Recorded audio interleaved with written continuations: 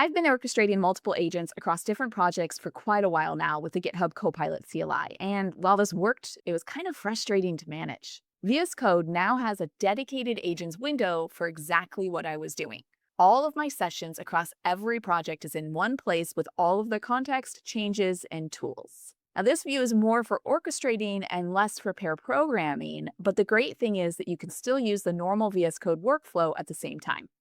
The agents window is going to open as its own dedicated VS Code window, separate from your editor. And you can open it from the button in the title bar, from the command palette by running chat open agents window, or by running code dash dash agents from the terminal. The window itself is broken into four key areas. On the top left is your session list. On the bottom left are how you can customize your agents. In the middle is the chat area where you have your conversation. And on the right-hand side is a list of all of the changes that have happened. Now, the session list itself shows, well, a list of all of the sessions organized by the workspace. Just like in VS Code's normal flow, you can see which ones need your attention by the dot that's right next to them.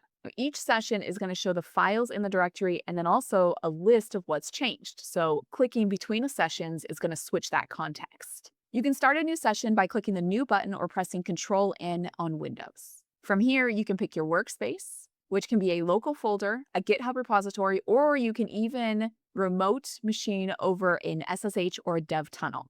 For local folders and GitHub repos, you can choose the agent and the model.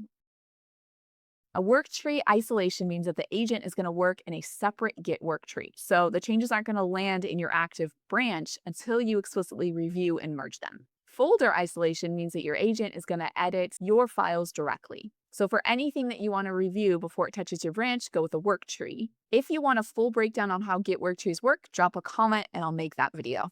There are three options for approvals. Default means that the agent is going to ask before running terminal commands or making any file edit. You're going to get a confirmation dialog for anything that would change on your system.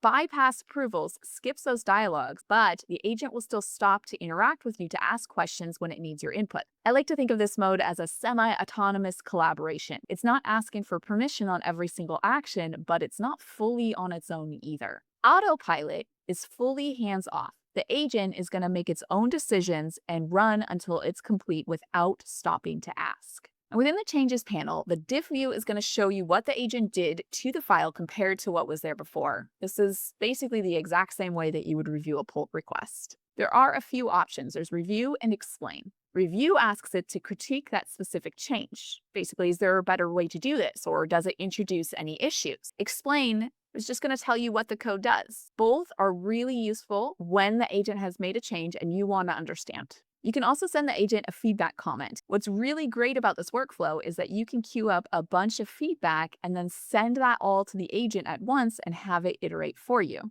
And that's VS Code's new agent window. If this was helpful, hit subscribe and leave a like as it really helps out the channel. And if you want a full video on Git work trees or for me to go deeper on customizations of your agents, drop a comment below.